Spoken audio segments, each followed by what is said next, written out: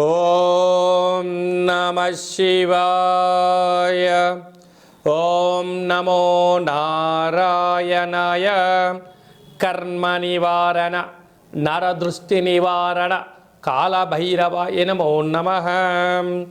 ఓం దిగంబరాయ విద్మహే అశ్వవాహనాయ ధీమహి తన్నో కాళభైరవ ప్రచోదయాతు. హరి ఓం. మా ఛానల్కి స్వాగతం. చూస్తున్న వీక్షకులకు ప్రేక్షకులకు ప్రియ కాళభైరవ భగవద్బంధులకి స్వాగతం పలుకుతూ మమ్మల్ని ఎంతగానో ఆదరిస్తూ ఉండబడినటువంటి ప్రియ సోదర సోదరీమణులకు, జ్యోతిష్య అభిమానులకు, హిందూ ఆధ్యాత్మిక భగవద్బంధులకి అందరికీ కూడా ముందస్తుగా ఆదివారం అమావాస్య మరియు మాఘమాస ప్రారంభకాల సమయంలో విశేషమైనటువంటి మహాసరస్వతి అమ్మవారి యొక్క జయంతి ఆశీస్సులు, రథసప్తమి, విశేషంగా భీష్మాష్టమి సందర్భంగా ఎలాంటి విధి విధానం పాటించడం వలన సకల గ్రహదోషాలు తొలగిపోయి నూతన ఆంగ్ల సంవత్సర ప్రారంభకాల సమయంలోనే మొదటి అమావాస్య ఆదివారం అమావాస్య సందర్భంగా ఎలాంటి ఐశ్వర్యాన్ని పొందడం వలన సకలమైనటువంటి గ్రహదోషాలు, వాస్తు, నరదృష్టి, సకల భూత ప్రేత పిచాచ బ్రహ్మర యక్షర యమదూత శాకిని డాకిని గ్రహదోషాలను తొలగించుకొని ఐశ్వర్యం పొందాలో తెలుసుకుందాం. 16/1/2026 నుండి 31/1/2026 వరకు పుట్టినటువంటి వారందరికీ కూడా ముందస్తుగా జన్మదిన శుభాకాంక్షలు. గతంలో వివాహం చేసుకున్న వారికి వివాహ వార్షికోత్సవ శుభాకాంక్షలు. ద్వాదశ రాశుల్లో గ్రహ గమనాన్ని వీక్షింపచేద్దాం. మిథున రాశిలో దేవగురు బృహస్పతి సంచార స్థితి, సింహరాశిలో కేతు సంచార స్థితి, ధనుసు రాశిలో బుధ సంచార స్థితి, మకర రాశిలో ఏడాది తర్వాత రవి కుజ శుక్ర సంచార స్థితి, కుంభరాశిలో రాహు సంచార స్థితి, మీనరాశిలో శనైశ్వర స్వామి వారి యొక్క సంచార స్థితితో ద్వాదశ రాశుల్లో గ్రహ గమనాలు ఈ విధంగా ఉన్నాయి. మీనరాశి వారికి ఒకవైపు మధ్యమ ఏలనాటి శని సంచార స్థితి, ఏకాదశంలో పంచగ్రహ కూట సంచార స్థితి, ఆదివారం అమావాస్య సందర్భంగా ఎలాంటి విధి విధానం పాటించడం వలన గ్రహ దోషాన్ని తొలగించుకొని గ్రహ ఐశ్వర్యాన్ని పొందాలో ఈ వీడియోలో సవివరంగా సంపూర్ణంగా తెలుసుకుందాం.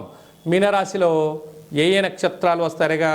పూర్వాభాద్ర నక్షత్రంలోని చివరి పాదం 4వ పాదము, ఉత్తరాభాద్ర నక్షత్రంలోని 4 పాదాలు, రేవతి నక్షత్రంలోని 4 పాదాలు కలిపితే మీనరాశి.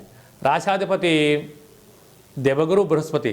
ఈ రాశిలోనే శని సంచార స్థితి, అర్ధాష్టమ గురువు, ఏకాదశంలో పంచగ్రహ కూటమి మరియు 18వ తారీఖు ఆదివారం అమావాస్య సందర్భంగా వీరు తప్పక ఇంటి సింహద్వారానికి ఒక పూజ చేసినటువంటి నారికేలాన్ని పగలగొట్టడం, అలాగనే ఇంటి గుమ్మానికి తప్పకుండా ఒక బుడిది గుమ్మడికాయని పూజ చేసి కట్టుకోవడం, 18, 19, 20వ తారీఖున నారికేల దీపము, కూష్మాండ దీపము, పిండి దీపాన్ని పెట్టడం ఆవశ్యకత. కనుక దూరవాయు జల ప్రయాణాలు పెట్టుకోవద్దు. మౌనం, ఏకాగ్రత, సత్ప్రవర్తన, తన శాంతమే తనకు రక్ష. గురువుల యందు, తల్లిదండ్రుల యందు ఆవేశం పనికిరాదు అని చెప్పి కూడా గమనించి తీరాలి. లావాదేవీలు, అప్పులు ఇచ్చి పుచ్చుకునే వ్యవహారం కూడా చేయకపోవడం ఉత్తమోత్తమం. దూర వాయు జల ప్రయాణంలో ఆటంకాలు ఉన్నప్పుడు వీటిని ఏకాగ్రతగా లక్ష్య సాధనగా ముందుకు వెళ్ళగలగాలి. తెల్ల జిల్లేడు యొక్క వృక్ష ప్రదక్షిణ చాలా అదృష్టాన్ని కలిగిస్తుంది. చామంతులతో అర్చన అదృష్టాన్ని కలిగిస్తుంది. పరిస్థితులు అనుకూలించినట్లయితే ఆ యొక్క తెల్ల జిల్లేడు యొక్క వృక్షపు యొక్క వేరును తెచ్చి సింధూరాన్ని పూసి ఆయుష్య లక్ష్మీ గణపతి కుబేర హోమ కార్యక్రమం చేసి గృహంలో ఉంచుకుంటున్నట్లయితే ఒకవైపు ఎలనాటి శని, రాశిలోనే శని దోషము, అర్ధాశ్రమ గురుదోషము, ఏకాదశిలో పంచగ్రహ దోషం తొలగిపోయి అదృష్టవంతులు మీరే అని చెప్పి గమనించాలి. సాఫ్ట్వేర్ ఉద్యోగస్తులు, హార్డ్వేర్ ఉద్యోగస్తులు, వ్యవసాయ సోదరీమణులు, సినిమా రంగాల్లో ఉండబడిన వారు, జర్నలిస్టులుగా ఉండబడిన వారందరికీ ఓర్పు, నేర్పు, కార్యసాధన, సకల సంరక్షణ, పంచభూతాల యందు భగవంతుడి యందు నమ్మకంతోనే మీరు ఉండగలిగితే మంచి అదృష్టం మీ సొంతం అవుతుందని చెప్పి గమనించి తీరాలి.